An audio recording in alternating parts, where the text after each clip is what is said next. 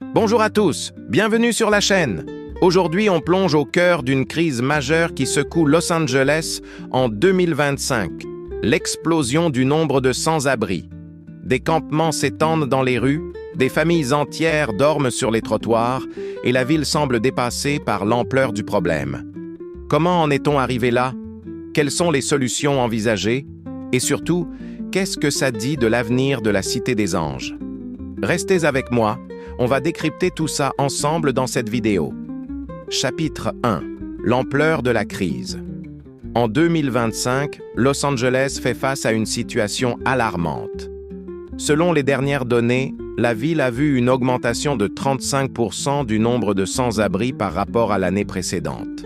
On parle de plus de 190 000 personnes vivant dans la rue, dans des tentes, des abris de fortune ou des véhicules. Skid Row, le quartier emblématique du centre-ville, est devenu le symbole de cette crise, avec des kilomètres de campements. Mais ce n'est pas tout. Les sans-abri ne se limitent plus à ce quartier. Ils sont partout, des plages de Venise aux collines de Hollywood. Cette crise touche toutes les tranches de la population. Les rapports récents montrent une hausse inquiétante des sans-abri parmi les seniors. Plus de 20% des personnes sans domicile fixe ont plus de 55 ans. Les familles avec enfants, les jeunes, les vétérans, personne n'est épargné. Pourquoi une ville aussi riche, berceau de l'industrie du divertissement, est-elle incapable de résoudre ce problème? Allons voir les causes. Chapitre 2. Les racines du problème. Pour comprendre cette crise, il faut remonter à plusieurs facteurs entremêlés. D'abord, le coût de la vie à Los Angeles est astronomique.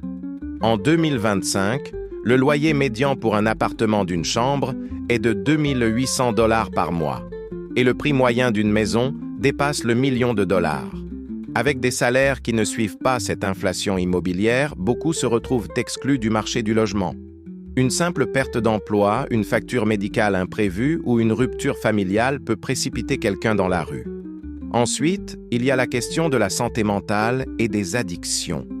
Environ 30% des sans-abri à Los Angeles souffrent de troubles mentaux ou de dépendance, notamment au fentanyl, qui tue près de 2000 personnes par an dans la ville. Les services de santé mentale, bien que présents, sont souvent débordés et mal financés. Enfin, la bureaucratie et la mauvaise gestion des fonds publics aggravent la situation. Depuis des années, Los Angeles dépense des milliards pour lutter contre le sans-abrisme. En 2023 à 2024, la ville a alloué 1,28 milliard de dollars à cet effet, mais un rapport du contrôleur municipal a révélé que 513 millions n'ont pas été dépensés, bloqués par des lenteurs administratives, un manque de personnel et des systèmes informatiques obsolètes. Des programmes comme Project Homekey, qui devaient transformer des hôtels en logements, ont vu des milliers d'unités rester vides à cause de retard. Chapitre 3. Les échecs des autorités. Les habitants de Los Angeles sont frustrés, et on peut les comprendre.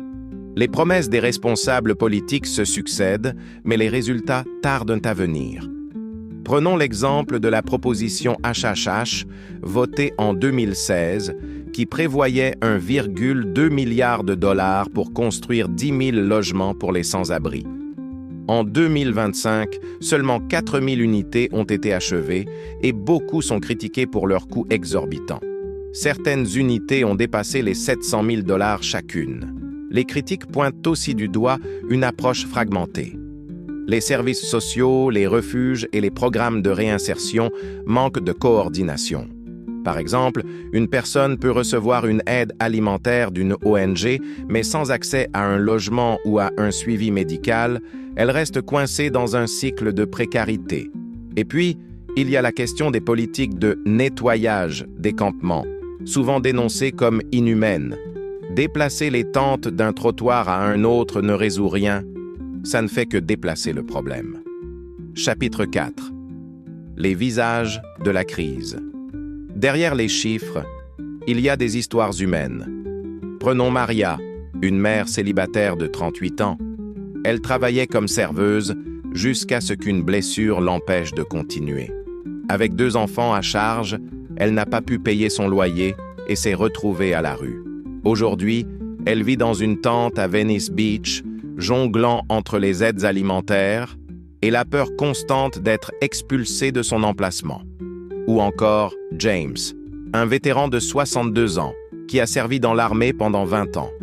Après une série de traumatismes et un divorce, il a perdu son logement. Il nous raconte comment il a dû choisir entre acheter ses médicaments ou payer son loyer. Ces histoires ne sont pas des exceptions. Elles sont devenues la norme à Los Angeles. Chapitre 5. Des solutions possibles? Alors, y a-t-il de l'espoir? Oui, mais il faut agir vite et différemment. Des experts proposent plusieurs pistes. D'abord, accélérer la construction de logements abordables. Des modèles comme les tiny homes ou les logements modulaires pourraient être déployés rapidement et à moindre coût. Des villes comme Austin ont réussi à réduire le sans-abrisme en adoptant ce type de solution. Ensuite, il faut investir massivement dans la santé mentale et la lutte contre les addictions. Des programmes comme le Housing First, qui donne un logement stable avant de traiter les autres problèmes, ont montré des résultats prometteurs dans d'autres villes. À Los Angeles, un projet pilote dans le quartier de MacArthur Park a permis à 200 personnes de sortir de la rue en 2024. Enfin, les habitants eux-mêmes s'organisent. Des associations communautaires, comme celle à Echo Park, distribuent des repas, des vêtements et offrent un soutien psychologique. Mais ces initiatives, bien qu'essentielles, ne suffisent pas sans un engagement fort des autorités. Los Angeles est à un tournant.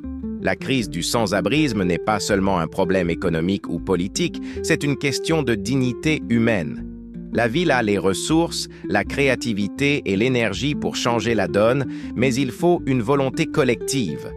En tant que citoyen, on peut faire pression sur nos élus, soutenir les associations locales ou simplement sensibiliser autour de nous. Qu'en pensez-vous? Comment voyez-vous l'avenir de Los Angeles face à cette crise? Dites-le-moi en commentaire. Et si cette vidéo vous a touché, n'oubliez pas de liker, de partager et de vous abonner pour ne rien rater. Ensemble, on peut faire entendre ces voix oubliées. À bientôt pour une prochaine vidéo.